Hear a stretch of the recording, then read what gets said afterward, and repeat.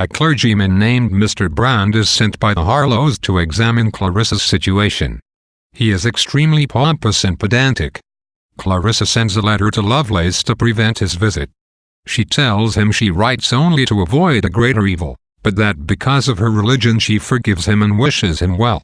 In response to Clarissa's letter to her mother, Uncle Harlow sends a nasty letter bluntly asking if she is pregnant. Clarissa writes another meditation and stitches it to this letter with black silk. She writes back in an answer to the cruel question, says, a very little time will better answer than I can. She asks again for a last blessing. An even crueler letter arrives from Uncle Anthony, suggesting that they have heard bad things about her. Mrs. Norton explains this. Mr. Brand had given a bad report about Clarissa, centered around Belford's frequent visits. The family resolves to send Clarissa to Pennsylvania. Colonel Morden arrives in England. Lovelace is very sick. He is miserable, but as he recovers, manages to trick his family into thinking he has been converted by reading them one of Clarissa's meditations that had been sent by Belford. He is back on good terms with them and more determined than ever to see Clarissa. Belford tells Lovelace again not to come near Clarissa, but he will have to leave her unprotected because he must go attend the dying Belton. He sends Clarissa a letter to warn her, and Lovelace immediately proceeds to London. He forces his way up to Clarissa's room, but she is not there.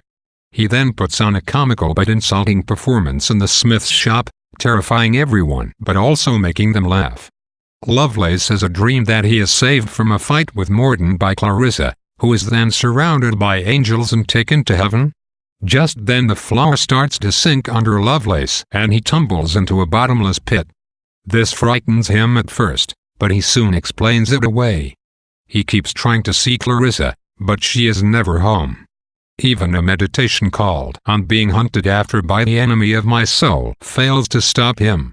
Finally a letter from Clarissa arrives, saying she has good news. She is setting out for her father's house and will not have time to see Lovelace in the midst of her preparations.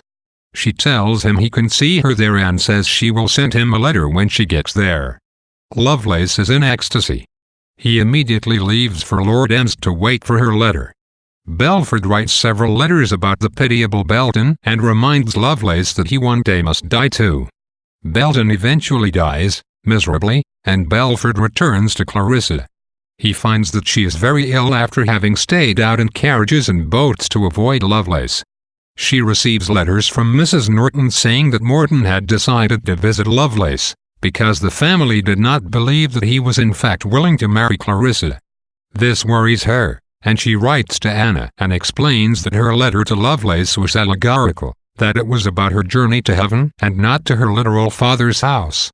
She worries that this deception, while not really a lie, might have been wrong.